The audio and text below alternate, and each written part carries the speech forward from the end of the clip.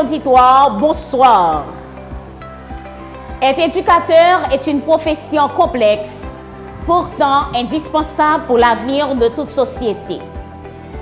Elle doit exiger de celui qui voudrait valablement l'exercer une formation solide, l'habilitant à mieux jouer son rôle et à assumer ses responsabilités.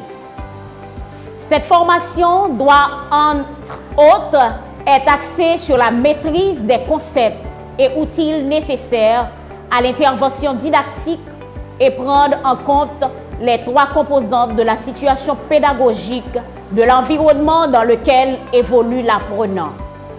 C'est dans cette perspective que l'École normale d'instituteurs fut créée pour apporter une réponse adéquate aux desiderata de plus d'un qui veulent s'élancer dans cette carrière noble et indispensable.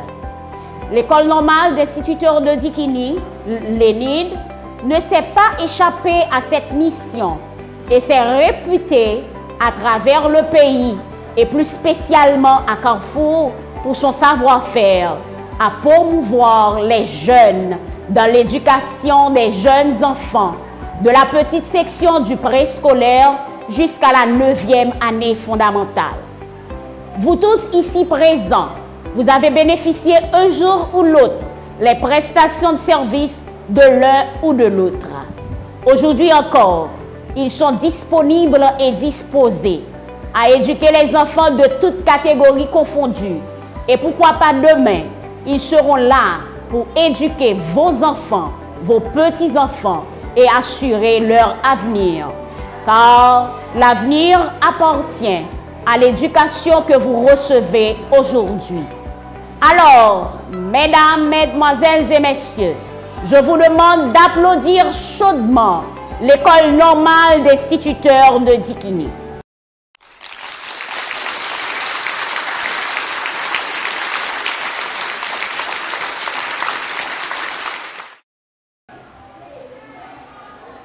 Sans perdre de temps, écoutons les témoignages des élèves et des étudiants de ce dit campus sur l'importance de nos éducateurs.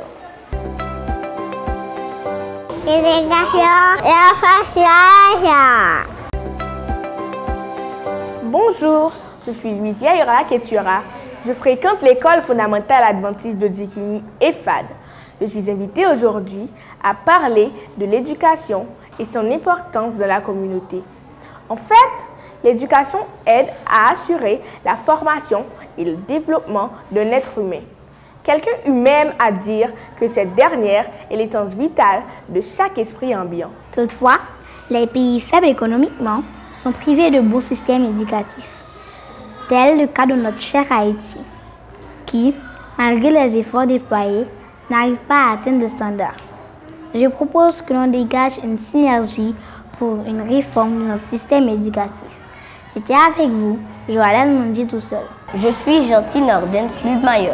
On ne saurait parler d'éducation seulement au sens général. Je suis élève de la 6e année de l'école fondamentale adventiste de Dikini, EFAD.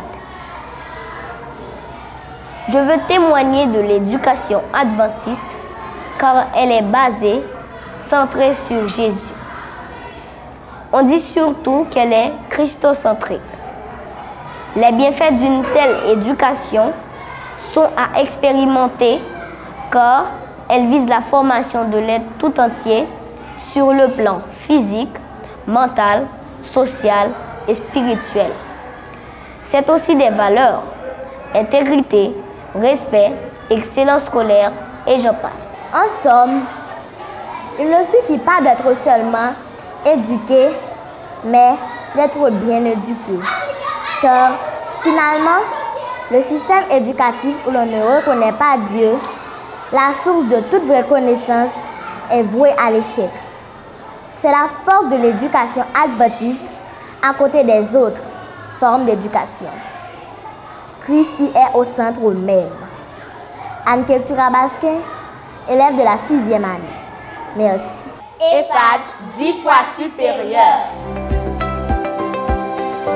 Je suis El Chemali Alexis, étudiante en sciences de l'éducation. D'après moi, De même que l'arbre a besoin de sève brute pour se développer, l'enfant a besoin de l'éducation de qualité fournie par nos valeureux professeurs pour être utile à la société. Chers amis, aimons, respectons et encourageons nos professeurs pour la perpétuation de cette éducation tant nécessaire pour le monde. Je suis Emmanuela Petit-Frère. En tant qu'étudiante en sciences infirmières, l'éducation est indispensable dans le domaine médical. Elle permet de transmettre des connaissances aux patients concernant sa pathologie et ça permet aussi de réduire le stress et les anxiétés dans les soins. L'éducation est plus qu'une simple mission. L'éducation, c'est le fait d'aider la personne à apprendre ce qu'elle a d'irremplaçable afin qu'elle puisse grandir et s'épanouir. L'éducation doit être christocentrique parce que Jésus constitue le véritable éducateur.